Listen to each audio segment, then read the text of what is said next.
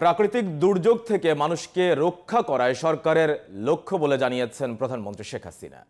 পরিবেশ রক্ষা করে উন্নয়ন প্রকল্প বাস্তবায়নের নির্দেশ দিয়েছেন তিনি। সরকার প্রধান বলেছেন, আওয়ামী লীগ গাছ লাগায় আর বিএনপি জামায়াত আন্দোলনের নামে তা ধ্বংস করে। জলবায়ুর বিরূপ প্রভাব মোকাবেলায় সবাইকে এগিয়ে আসার আহ্বান জানিয়ে বঙ্গবন্ধু কন্যা বলেন, একটা গাছ কাটলে 3টা গাছ লাগাতে হবে। আরো জানাচ্ছেন আহমদ অনিক। বুধবার রাজধানীর বঙ্গবন্ধু আন্তর্জাতিক সম্মেলন কেন্দ্রে বিশ্ব পরিবেশ দিবস ও পরিবেশ মেলা এবং জাতীয় বৃক্ষরোপণ অভিযান এবং বৃক্ষমেলা 2024 উদ্বোধন করেন প্রধানমন্ত্রী শেখ হাসিনা।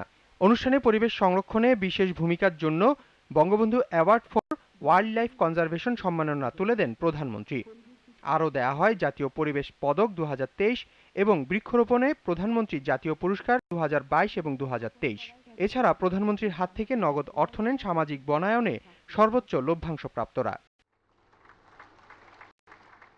অনুষ্ঠানে বনায়ন ও পরিবেশ রক্ষায় বঙ্গবন্ধুর অবদান এবং বর্তমান সরকারের উদ্যোগের কথা তুলে ধরেন সরকার প্রধান।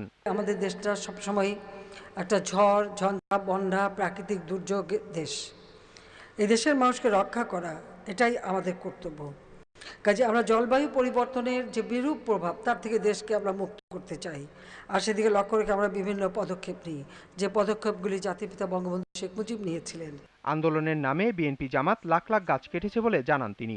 2013 সালে সরকার উৎখাতের আন্দোলনের নামে অগ্নি সন্ত্রাস করে মানুষকে যেমন হত্যা করা আর লক্ষ লক্ষ বৃক্ষ তারা কেটে ফেলে দেয় জামাত বিএনপি এরা। সেই সময় আমরা যেখানে গাছ লাগিয়ে গেছি সেগুলি তারা ধ্বংস করেছে। এটাই হচ্ছে দুর্ভাগ্যের বিষয়।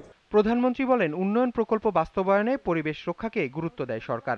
বৃক্ষরোপণে নাগরিকদের উদ্বুদ্ধও করেন তিনি।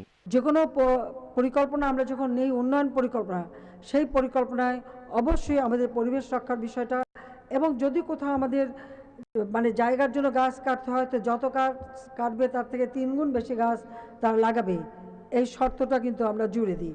সবাইকে আমি একটা অনুরোধ করব, অন্তত আপনারা নিজেরা প্রত্যেকে যেখানেই পারেন গাছ লাগান। অনুষ্ঠান শেষে বঙ্গবন্ধু আন্তর্জাতিক সম্মেলন কেন্দ্রে গাছ বপন করে বৃক্ষরোপণ কর্মসূচির উদ্বোধন করেন প্রধানমন্ত্রী।